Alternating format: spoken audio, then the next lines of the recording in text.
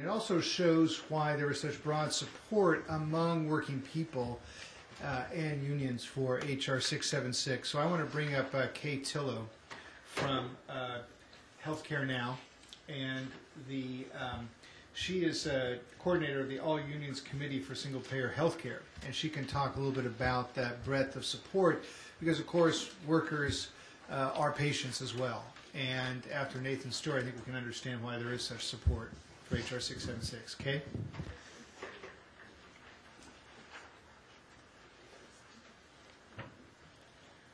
Well, there is some good news, and the good news is that H.R. 676 meets with resounding support in the union halls and the communities across the country, in the cities, in the rural areas, etc. And I'd just like to briefly report to you, we've been working to win endorsements of this bill in order to build the movement that makes it politically possible, and we believe that is what will make it politically possible, is to build that. It's been amazing how that support has grown. We now have a total of 228 unions that have endorsed H.R. 676. Among those are 59 central labor councils or area labor federations. Those are the groups that are either in like an urban area or combine several counties in a rural area. And those range from 4 labor councils in my state of Kentucky, in Paducah, Kentucky, and in Covington, Kentucky, in Henderson, and in Louisville. All of those councils have endorsed this bill, and that's happening across the country. So there are 59 of those labor councils, and we were kind of amazed it kept moving up because the councils sent it to their state federations. So in each state there's an AFL-CIO federation, and some of the independents in Change to Win are a part of that as well. And there are now 17 of those state federations of labor that have endorsed H.R. 676, and they range from the west of Wyoming and South Dakota and North Dakota and Minnesota, which has 300,000 members, to Missouri with 500,000 members, to Kentucky and on through the south, North Carolina, South Carolina, West Virginia, Florida, and many others. And if anyone wants the list, I'd be glad to share it with you. Thank you. All right, thank you, Kay. I think you do have distributed the list of supporters of H.R. 676, and one of the important communities that supports single-payer national health care is the religious community. I'm going to defer that, though, because we have our first Congress member who is here, and it is my pleasure to introduce Congress Member Kucinich. Dennis Kucinich has served 10 years. Oh, I'm sorry. Oh, okay. I am not going to introduce Dennis Kucinich, after all, because we're going to wait for both Congressman Conyers as well. So let me go back to introducing Jim Winkler, who is the General Secretary of the General Board of Church and Society for the United Methodist Church. Again, showing the breadth of support here from the religious community for H.R. 676. He's also on the board of Healthcare Now. Jim? Good afternoon. My name is Jim Winkler. I speak today as National Co-Chair of Healthcare Now, a growing movement committed to a national quality healthcare system with single-payer financing, and as General Secretary of the General Board of Church and Society of the United Methodist Church.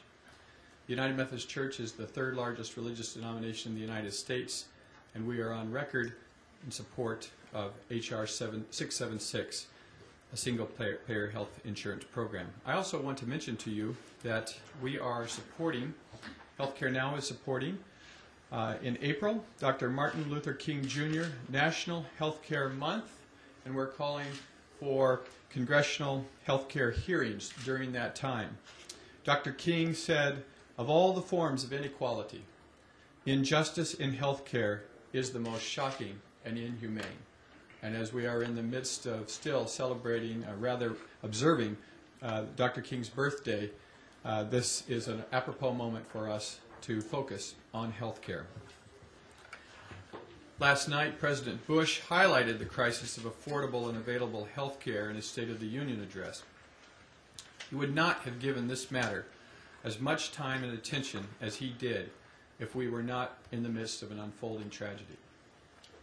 He noted that many Americans cannot afford a health insurance policy. Many is an interesting choice of words. I think we've reached a point where the use of phrases such as tens of millions or too many are the only ones that apply. One could argue that instead he chose to focus on solutions. Very well. It may be that his recommendations for a standard tax deduction for health insurance will help. He says this will mean more than 100 million men, women, and children who are now covered, already covered that is, will benefit from lower tax bills. The President also says the tax deduction will put a basic private health insurance plan within the reach of those Americans who cannot purchase health insurance on their own. Today we have to decide whether we say, thank you, Mr. President, for giving some help to the American people, or do we say, this is not the time for half or quarter or 1/8 measures? The answer really is clear. We must have a better and comprehensive single-payer solution to the health care crisis in this country. The President says the best health care decisions are made not by government and insurance companies, but by patients and doctors. Yet, he remains committed to insurance companies.